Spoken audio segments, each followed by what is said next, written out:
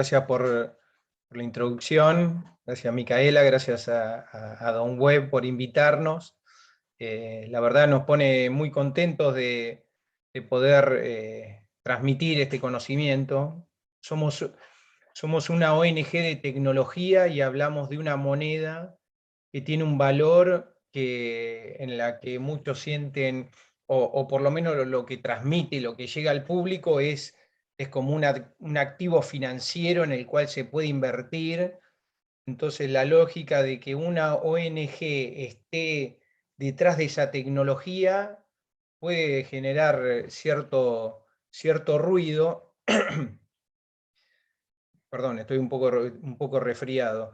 Puede generar un poco de ruido eso, pero en realidad uno lo que tiene, digamos, lo que tiene que pensar para hacer una comparativa en tecnologías es como tratar de entenderlo como una herramienta o la tecnología que nos llega a todos tiene el potencial de brindarnos soluciones, y así como nos brindó soluciones para comunicación, para información, para transmitir mensajes, para hacernos escuchar, en este momento y el Bitcoin en particular, lo que nos trae es una posibilidad de transferir valor a través de la red. Después hay un mercado especulativo que se suma a eso y que, digamos, ya es algo más parte de lo humano que a medida que va tomando adopción, va adquiriendo valor, y hay mucha gente que en esa dinámica trata de posicionarse para buscar un beneficio, pero nosotros lo entendemos como una tecnología que trae esa solución a todos los rincones del mundo y que está al acceso de cualquiera sin necesidad de tener que usar un servicio financiero que en determinados lugares tiene costo. Yo anduve en esa camioneta, como decías vos, Micaela, que se llama la Bitcoineta, anduve por Salta y me acuerdo de gente haciendo cola en los bancos para pagar su factura de telefonía celular, porque si no se las cortaban, pero en el banco había una cola inmensa, y esa cola era inmensa porque se cortaba la señal ahí. Al cortarse la señal y no tener servicio de clearing bancario, no podían pagar sus facturas, y las facturas de teléfono se vencían y se las cobraban con, con mora. Entonces es toda una complicación. Así que por Acá eso, Andrés dice que lo siguen haciendo, te comenta Fernando. bueno, pero por eso, esto es un proceso, y nada, yo cuando fui ahí eh, era increíble ver, digamos, estar viviendo esto y ver esa realidad. Entonces, nada, uno lo que hace es entender este potencial, y por eso está esas ganas de transmitirlo. Bueno, voy a ir rápidamente a la presentación porque tenemos una hora y es un recorrido. Vamos a ir medio al galope, pero nada, esto es el fin de esta charla es motivarlos a que quieran interiorizarse más al respecto. Hay un montón de información en la web. Pueden acudir a nuestro, ahí Micaela va a compartir nuestras redes y nuestra página, y van a poder eh, interiorizarse ahí, o pedir información, sitios que son referentes sobre esta tecnología, así que en ese sentido se van a poder tomar el tema. Así que esa es mi búsqueda hoy, así que empezamos con la charla. Bueno, antes de empezar con la charla, o como puntapié inicial de la charla, hubo un ejemplo que se traía siempre a colación de Bitcoin, y se decía como que el Bitcoin y la blockchain ya existieron en un momento prehistórico.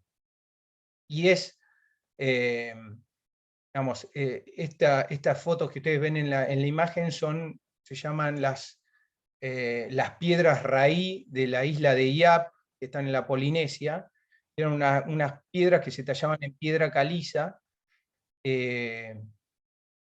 La piedra caliza de donde tallaban estas piedras, estaban en una isla enfrente de la isla donde vivía esta tribu, ¿sí? Entonces, ir, tallar y trasladar la piedra a la isla era todo un trabajo, y lo que pasaba en esta isla era que empezaron a darle un valor a estas piedras, era como un símbolo de estatus. Por lo tanto, los aldeanos entendieron ese valor y el estatus que daba, y digamos, nada, era algo deseado y demandado por los pobladores. Las piedras no se podían mover, no se podían trasladar. Una vez que las dejaban en un lugar, eran tan grandes y pesadas que no podían moverlas. Entonces, cuando alguien encargaba o se preocupaba por tener una de estas piedras, nada, estaba a la vista de todos, y entonces todos se ponían en conocimiento de quién era esa piedra. Entonces, cuando querían, por ejemplo, darlo como dote en un casamiento, por ejemplo, o a cambio de ganado, lo que sea, lo que hacían era reunir a la población, a la aldea, y decir, che, esta piedra no es más mía, la voy a cambiar, o la doy a cambio del dote de la novia, la doy a cambio de los diferentes, diferentes productos que también eran apreciados, ¿no? Entonces, ¿qué pasaba acá? Todos sabían las piedras que existían en la isla, todos sabían quién era el dueño, ¿sí? Y una vez que una persona agarraba y los convocaba y transfería esa piedra a otra persona, todos se enteraban, así que era como tener el conocimiento de, pongámoslo como un sistema monetario, era como que todos conocíamos cuántas monedas había o cuántas piedras había y de quién eran. En un momento dado, todos tenían ese conocimiento. Vamos a ver qué, digamos, qué parecido es al sistema de Bitcoin. Es algo que es increíble. Lo que pasa es que acá era en una isla, escalar a un nivel global es imposible, este tipo de tipo de dinámica. Pero bueno, vamos a ver cómo el Bitcoin en sí logra esto, y directamente con esta imagen vamos a hacer ese recorrido y se van a dar cuenta del paralelismo que hay entre estas dos situaciones. Bueno, la charla es en sí de cómo es, de qué se trata esto, ¿no? Vamos a hacer un recorrido rápido de qué es el Bitcoin, cómo funciona y cómo se usa. Y al final vamos a tener un tiempito para unas preguntas. Para arrancar, hacemos un poco el recorrido de lo que es la moneda, ¿no? O cómo es que los seres humanos digamos, empezamos a hacer un intercambio. ¿Cómo fue que se desenvolvió ese intercambio al principio? Todos conocemos lo que se refiere a el trueque, y cómo a medida que fue pasando el tiempo, cada población fue a través de una construcción social encontrando algún objeto que servía para hacer ese intercambio de valores, un bien intermedio entre los intercambios, ¿sí? Para facilitarlo. ¿Por qué? Porque el trueque es complejo, tiene que haber coincidencia de voluntades, de deseos.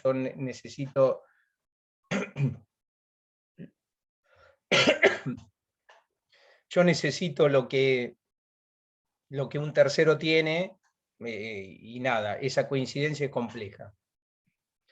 Entonces, algunos adoptaron la sal, caracoles. Perdón, estoy bastante mal de la garganta.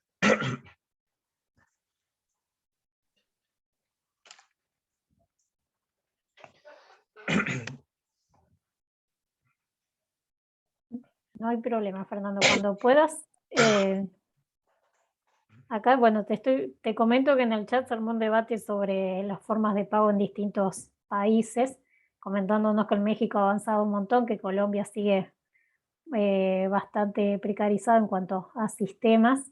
Y bueno, ahí hay algunas preguntas, pero si te parece, avanzamos y a la mitad de la charla vamos a ir respondiendo. Dale, dale.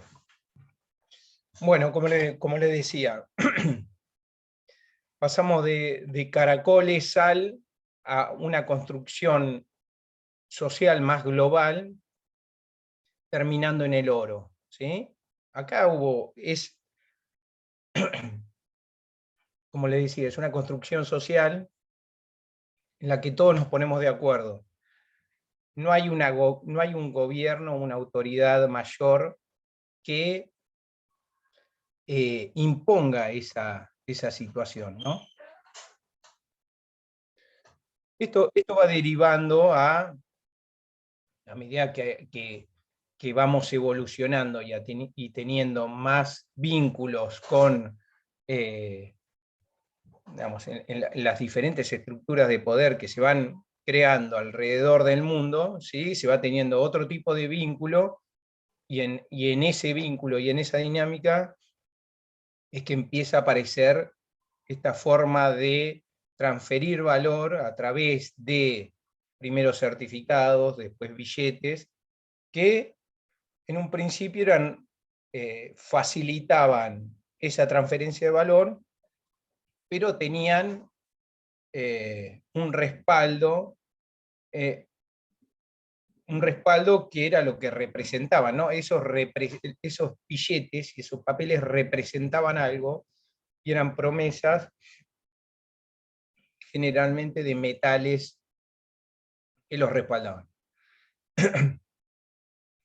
Obviamente todos sabemos que el patrón oro se dejó de lado, o sea que también es en esa dinámica, ese respaldo fue de alguna manera al principio flexibilizándose y después se fue directamente desapareciendo, entendiendo que no era necesario, y por un lado el que tenía todo ese metal que respaldaba,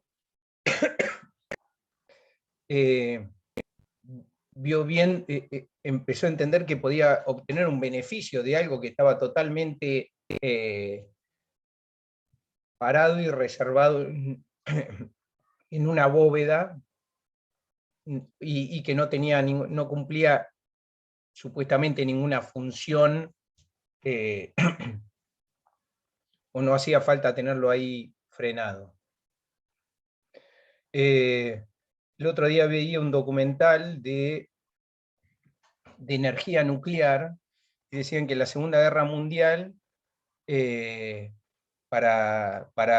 digamos, para hacer todo el procesamiento de la obtención de uranio enriquecido, se necesita mucha potencia eléctrica, y la plata, al ser un muy buen conductor, mucha de la plata que usaron para ese tipo de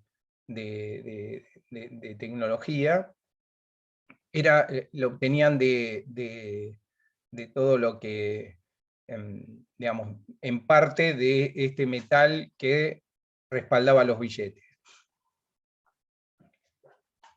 Bueno, en esa dinámica, digamos, al perder la referencia y no tener un respaldo directo y duro,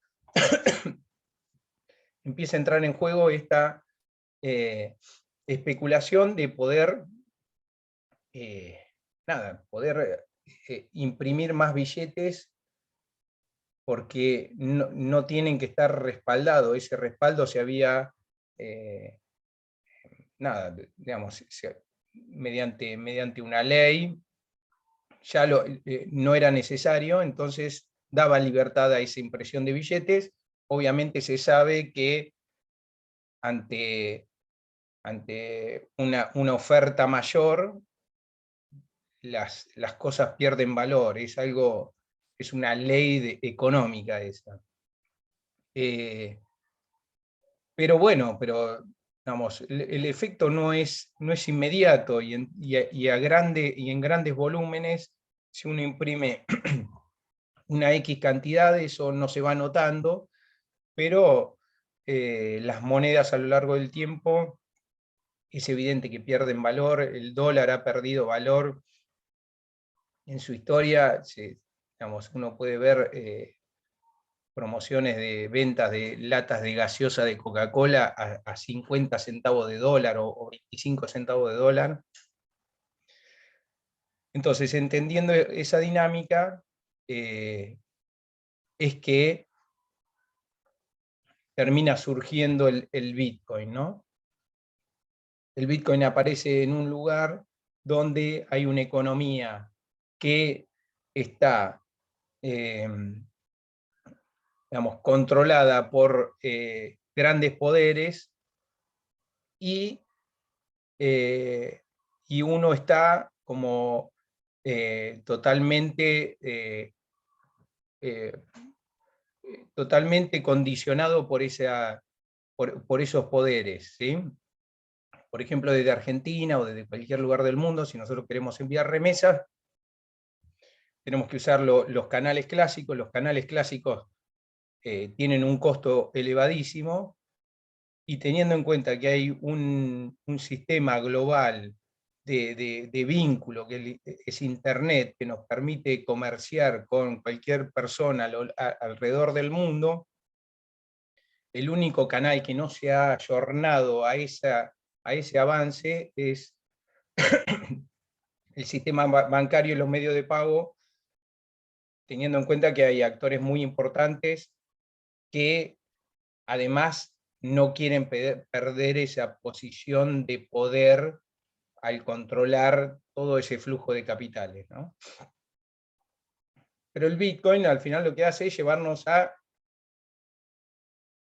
atrás en el tiempo, en el sentido de que el comercio es un vínculo entre privados en el cual no es necesario que haya un tercero en el medio que, que esté controlando o participando de ese intercambio, ¿sí? Con el Bitcoin uno puede evitar, no tiene necesidad ya de ese tercero.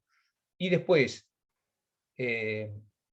así como si usara un caracol es sal u oro al final, esto termina siendo una construcción social, así que perfectamente el Bitcoin puede ocupar ese lugar. Solo requiere que nos pongamos todos de acuerdo en que es un medio de cambio que todos valoramos.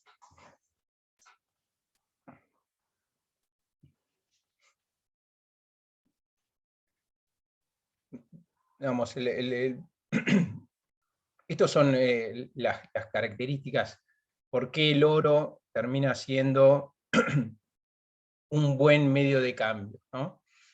Y estas son tanto las funciones como las características que se pide de ese medio. Y en cuanto a eso, el Bitcoin es superior al oro, en el sentido de que yo también hay que tener en cuenta, en este mundo globalizado, la portabilidad, eh, es infalsificable. Yo recibo un Bitcoin de cualquier parte del mundo y el solo hecho de verlo reflejado en mi aplicación o en la misma red descentralizada, la cual puedo consultar, ya esa acción o ese registro ya me define que la red aceptó esa transferencia y no hay forma en que se pueda revertir o que otra persona me la pueda rechazar. Así que eso es una de las características del sistema que la verdad es como que salta a la vista y es algo que uno lo puede, primero lo palpa enseguida, lo puede reconocer de manera inmediata y entiende el potencial del sistema, de que en tiempo real uno puede agarrar y ver ese movimiento, y además ese movimiento es algo eh, que no puede ser nada, rechazado por nadie, por ningún otro dentro del sistema, ¿sí?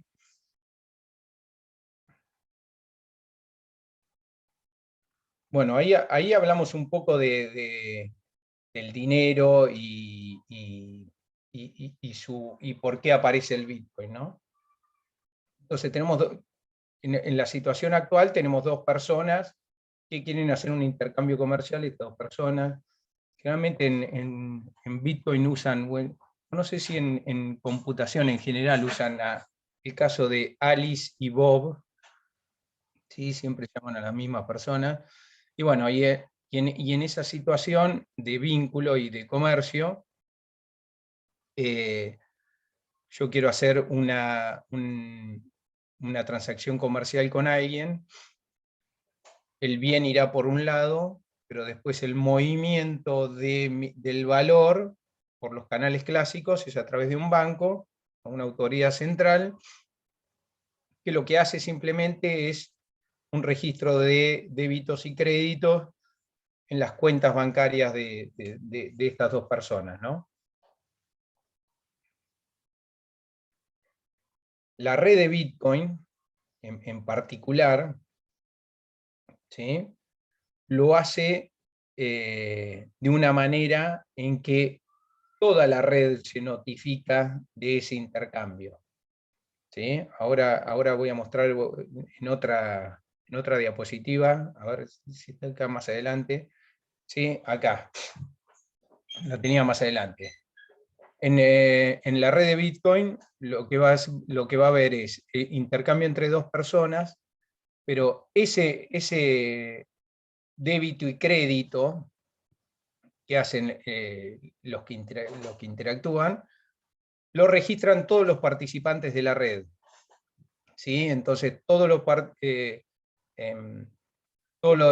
participantes de la red se notifican de eso, lo registran cada uno en su máquina, ¿no? Aquí estamos hablando de que hay un montón de máquinas en red corriendo el mismo software, y la información que se pasa en esas máquinas es simplemente estas transacciones de débito de una cuenta y acreditación en otra cuenta.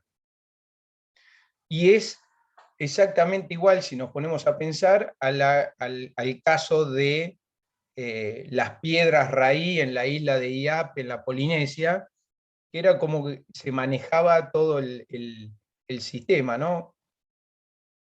Y acá podemos, para sintetizarlo un poco más, podemos hablar de un libro contable en el cual en un tiempo real definido está establecido, en un momento establecido, toda la red define cuál es la verdad. Y la verdad es que todas estas cuentas tienen estos saldos. Y eso es lo que hace la red de Bitcoin, que la complejidad está en que todos los participantes no nos conocemos entre nosotros, y la forma en que nos ponemos de acuerdo es a través de una de las,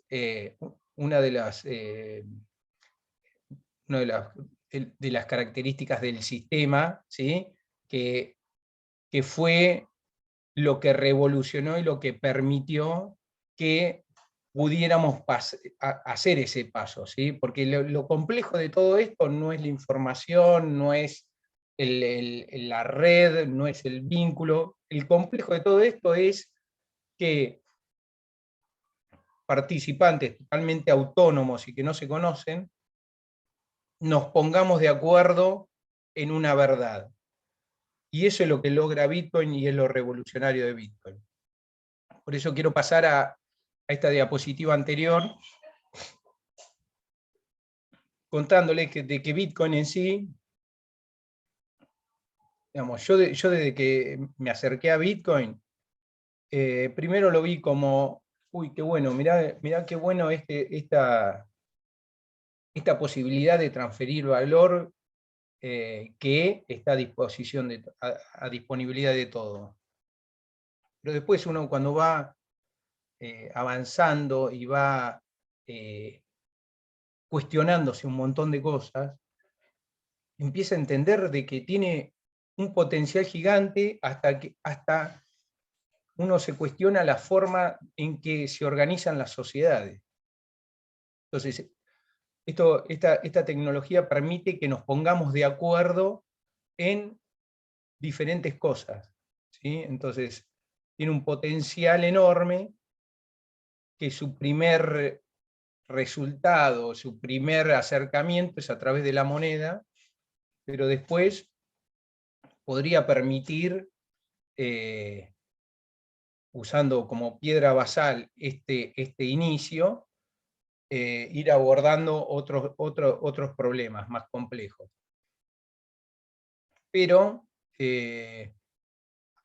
sin volarnos tanto, ¿no? Ya esta solución de por sí es grandiosa y tiene un montón de recorrido para dar, ¿no? Lo que hay que entender de Bitcoin es que es esto. Es un sistema el cual se han tomado diferentes, eh, diferentes partes de diferentes asignaturas. Hay parte de matemática, de redes, de computación, de teoría de juegos y de otras,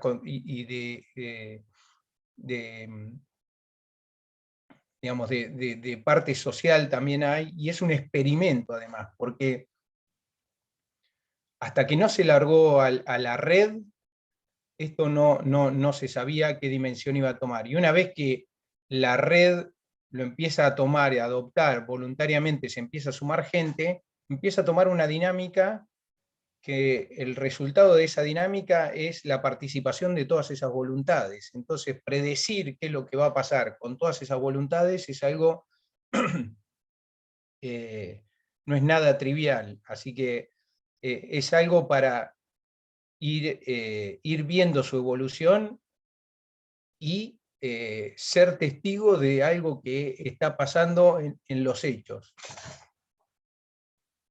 Otra cosa que para aportar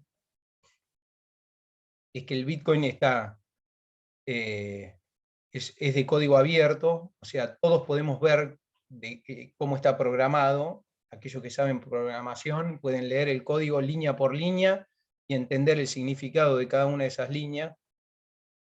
Y dentro de esas reglas que están establecidas,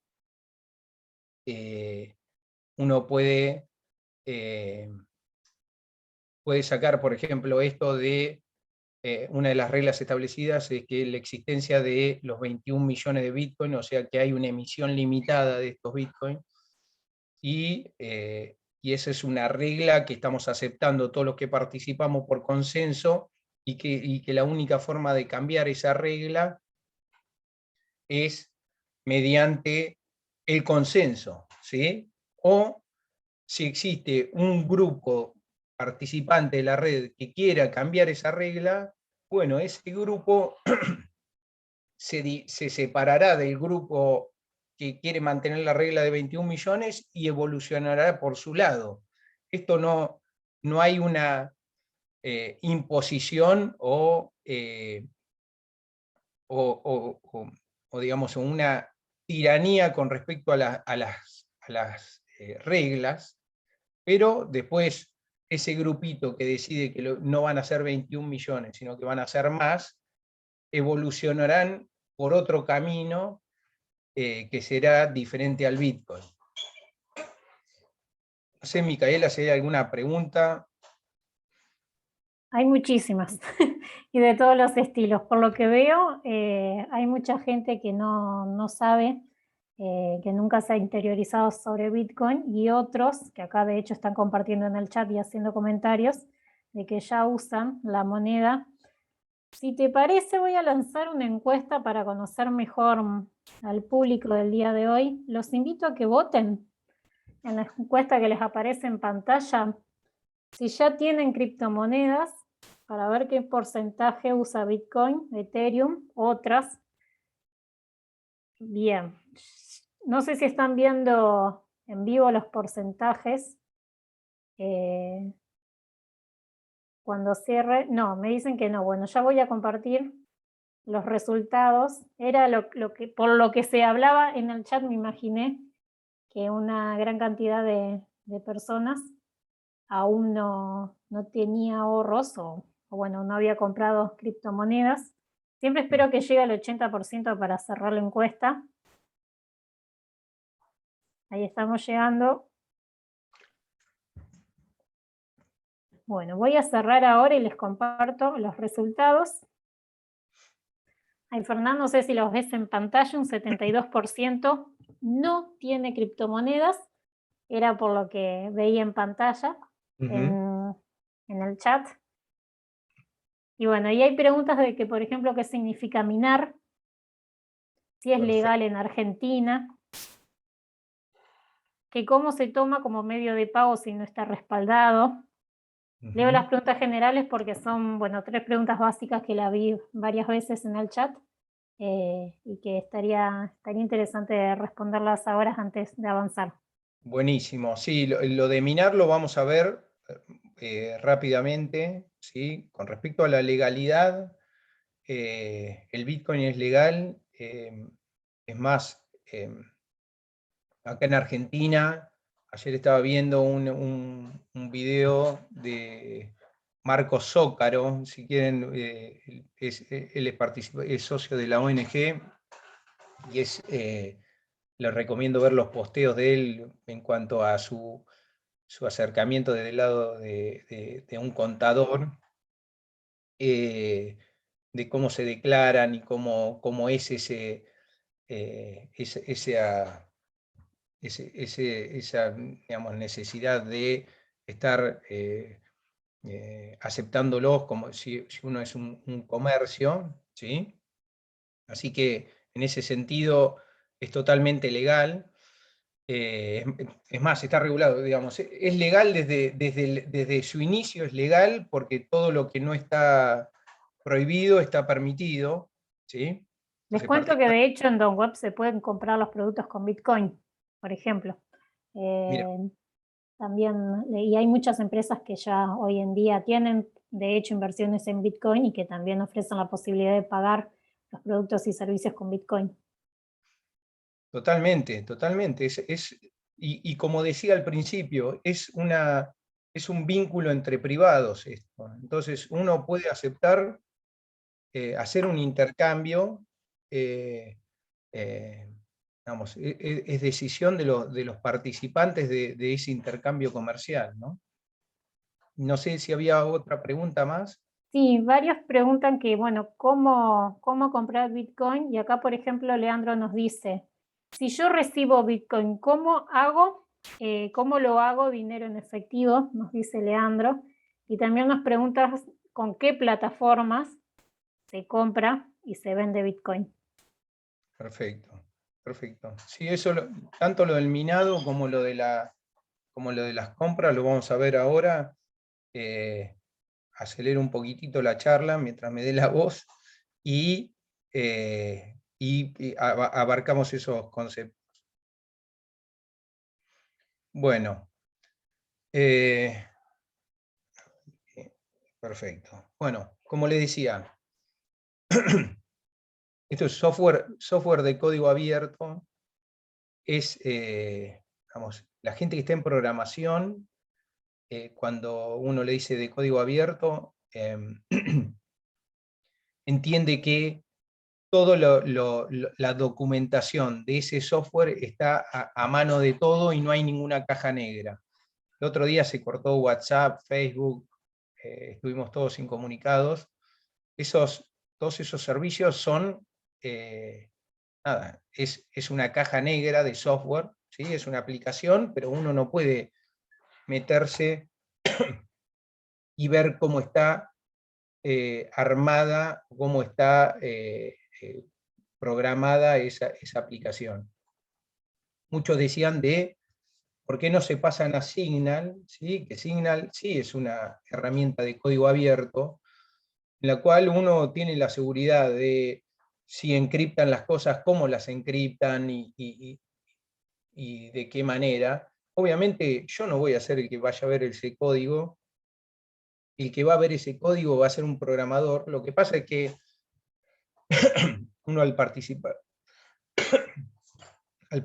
de las redes, nada, inmediatamente es evidente cuando alguien dice algo falso.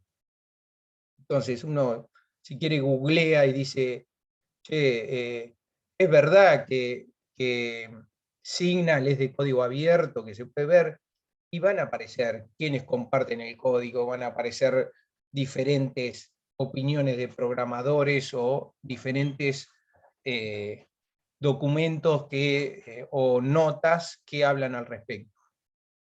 Entonces, en este caso, el Bitcoin es de código abierto, ¿sí? Uno puede ver todo las líneas del código, las reglas, cómo está programado. Y lo que uno hace es, de manera voluntaria, instalarlo en su máquina. De esa manera es que se va conformando esta red y va compartiendo. Y lo único que va haciendo es va compartiendo un libro contable, una base de datos en la que todos nos ponemos de acuerdo cuál es la verdad, y la verdad es quién tiene los Bitcoin que hay emitido hasta el momento en un tiempo dado. ¿Sí? Que es tendría que ser esta diapositiva. Y acá vamos a hablar un poco de la minería.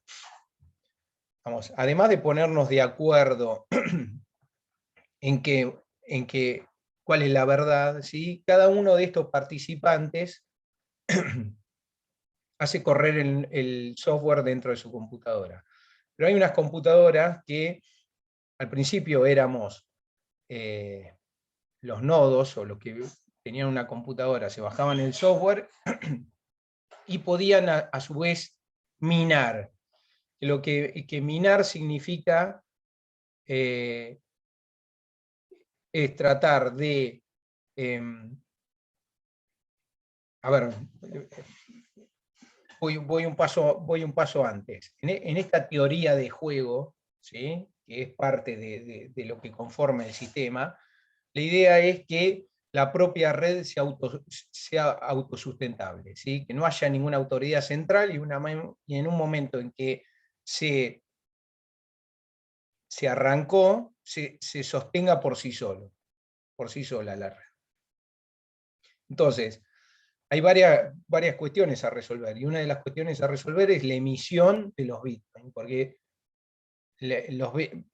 no existen ahora 21 millones de Bitcoin, van a existir en el 2140, ahora hay aproximadamente 18 millones de Bitcoin en circulación, y esa emisión se genera o se emiten a través de las recompensas que se dan a aquellas computadoras que resuelven un algoritmo matemático de una cierta dificultad, ¿sí? Al principio se podía hacer con computadoras domésticas, pero a medida que fue evolucionando la tecnología y apreciándose la moneda, fue siendo cada vez más rentable comprar equipos específicamente dedicados a resolver ese algoritmo o ese problema complejo, y ponerlos a disposición de la red, ¿sí? Entonces, ¿qué es lo que está sucediendo ahora? Ahora lo que, digamos, yo puedo participar de la red como un nodo, o sea, me bajo el software y simplemente lo que hago es chequear las transacciones y actualizar el libro contable que tengo yo, que está, que está, que está actualizado y con los mismos, a la par que el resto de los registros. Y hay otros que participan dándole poder computacional a la red, y en recompensa reciben parte de esos bitcoins que se emiten nuevamente, que son emitidos, de esos nuevos bitcoins, ¿sí? Entonces, eso vendría a ser minar, y digamos, cualquiera de nosotros en cualquier parte del mundo, si entendemos que es rentable comprar equipos dedicados, ponerlos, enchufarlos a la red y gastar energía para obtener de recompensa esos bitcoins, es una decisión totalmente económica, o de una decisión de negocio, de inversión, y que de esa manera la red se autosustenta y promueve, si la red va adquiriendo cada vez más valor, promueve a que haya más interesados en participar y dar ese poder de cómputo a la red. Entonces, pero digamos, yo digo poder de cómputo, y también como que le da más protección a la red. Y sí, digamos, el poder de cómputo que maneja la red de Bitcoin es infinitamente superior al no sé cuántos servidores de Google, no me acuerdo cuál era la cuenta, pero era enorme, superaban en X cantidad de veces lo que es un servidor de Google. Y para entenderlo de una manera sencilla es, hay un sistema que está sosteniendo un determinado libro contable, y si yo quiero hacer una modificación a ese registro, tengo que empezar a competir contra ese poder computacional que voluntariamente se está aportando a la red, ¿sí? Entonces, hay que entenderlo como que cuanto mayor poder computacional tenga, más fortaleza tiene ese sistema, ¿sí? Y bueno, y esto eran algunas partes de algunos conceptos que trae de la mano el Bitcoin, ¿sí? Que yo le decía, las reglas que son predefinidas, que no hay ninguna autoridad central, cualquiera puede participar. Y la forma de participar, voy a ir a la parte de las billeteras, que es algo que es importante, y estamos a 10 minutos del final. Las billeteras, que son aplicaciones con las cuales yo puedo interactuar con este sistema, ¿sí? Nos dan digamos, al no haber autoridad central, y es una forma de participación totalmente voluntaria, y me da una independencia económica, requiere que también haya una responsabilidad del individuo, ¿no? Y esa responsabilidad es hacer un manejo de el backup, o el registro de las claves, o las contraseñas con la que administra los bitcoins que tiene en su poder. las aplicaciones facilitan un montón esto, ¿no? Entonces, ahora hay aplicaciones, que ahora vamos a nombrar algunas, que nos dan una serie de palabras, son 12 palabras general o 24, y esas palabras hacen referencia a las... digamos, con esas 12 palabras yo administro mis bitcoins, ¿sí? Pero hacen referencia a no lo quiero poner complejo, pero esas 12 palabras hacen referencia a la clave privada que administra los bitcoins que están asociados a direcciones que yo tengo en mi poder. Esto sería, yo al bajarme una de estas aplicaciones, hago un respaldo de la semilla, y esas aplicaciones lo que me van a dar a mí son direcciones a las cuales yo puedo recibir Bitcoin, ¿sí? Por ejemplo, si yo quiero, si Micaela hacemos un intercambio de Bitcoin, yo le doy plata a ella y ella me va a dar un Bitcoin, yo le estaría mostrando la dirección en mi teléfono, ¿sí? En mi aplicación, a qué dirección tendría que enviar ese Bitcoin. Después yo a través de diferentes escaneadores de la blockchain, aparte de mi teléfono, yo puedo chequear que ese registro se haya hecho, ¿sí? Porque al principio es medio, medio un salto al vacío agarrar y decir, che, sí, me aparece un numerito acá, pero ¿cómo confío de que me quedo tranquilo de que esto sucedió, de que nada, de que tengo un Bitcoin o lo que sea? Digamos, uno puede, aparte del teléfono de cada uno, de los aparatos electrónicos de cada uno, puede ir a cualquier máquina y googlear blockchain.com, es un escaneador de la blockchain, ¿sí? Y puede agarrar y poner la dirección donde uno recibió ese Bitcoin y ver qué saldo tiene esa dirección en ese escáner. Y ahí puede comprobar que esa transacción se haya hecho. Eso con respecto, lo importante es esto de la semilla o seed que nos da la billetera, resguardarlo de manera que, de una manera segura, ¿no? Entender que esas palabras son las que me permiten recuperar los bitcoins si pierdo el teléfono, me lo roban, o se rompe el aparato. Lo que controla o lo que me da acceso a los bitcoins van a ser esas palabras. Algunas billeteras que nombramos acá, perdón, fui para...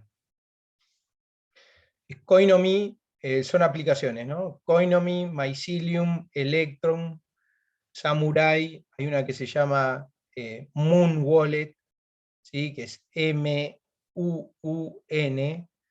Moon Wallet. Esas son de aplicaciones de celular. Hay para notebook o PC de escritorio, Electrum, Bitcoin Core y Bitcoin Armory. Y después están las hardware wallet, que también se llaman billeteras frías, que si yo voy a hacer una inversión importante, son más seguras para administrar los bitcoins.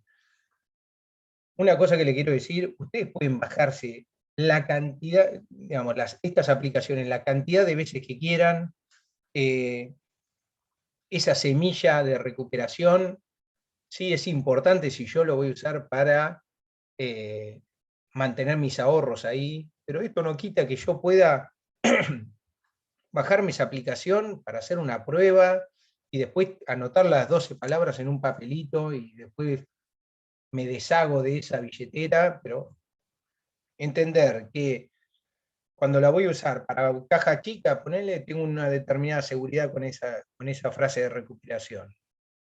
Si lo voy a usar para los ahorros de mi vida, voy a tener otras consideraciones con esas 12 palabras. Así que ¿qué quiero decir con esto? Úsenlo, bájenlo, no tengan miedo, se pueden hacer cuantos registros como es, y usar cuantas billeteras quieran, ¿sí? Así que en ese sentido, permítanse comprar, no sé, 1.000 pesos de Bitcoin, 500 pesos, y jugar y transferir y ver cómo funciona para sacarse ese miedo, que con esos pasos es la forma en que uno va a terminar convenciéndose del valor que tiene o de las posibilidades que tiene esta tecnología.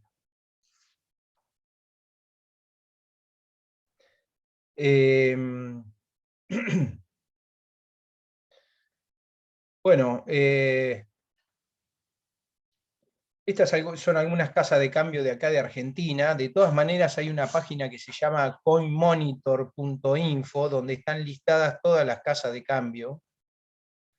A ver, lo voy a poner acá en todos. Este es coinmonitor.com.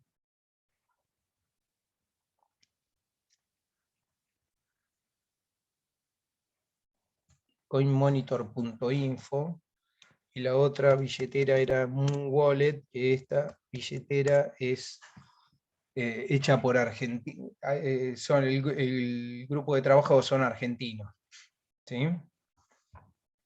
Y en coinmonitor.info ahí ven todos los exchanges que están legalmente autorizados para funcionar acá en Argentina, y los exchanges son simplemente lugares donde yo me creo una cuenta, lo vinculo con mi cuenta bancaria, hago transferencias, o sea, digamos, puedo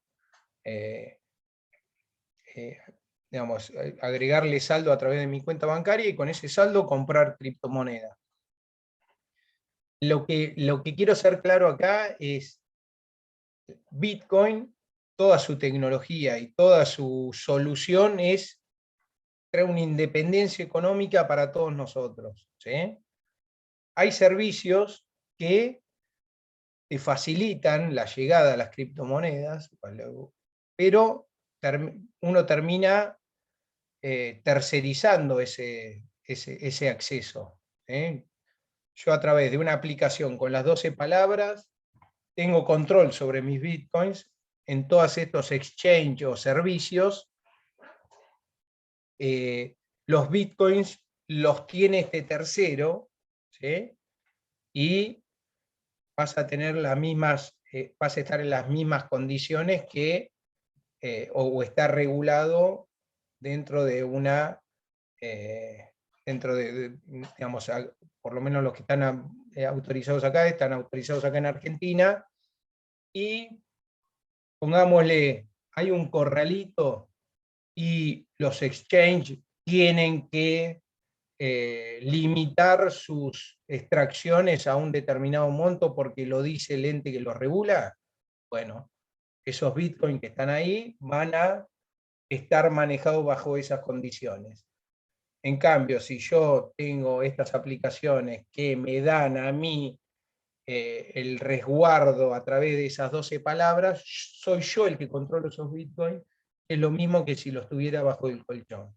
Entonces, tener presente eso, tener presente que esta tecnología, su fin es ese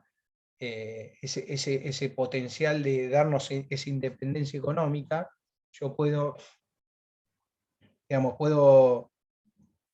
moverme alrededor del mundo con esos bitcoins en mi poder, y eso ya es inevitable. Así que entender esos conceptos es importante.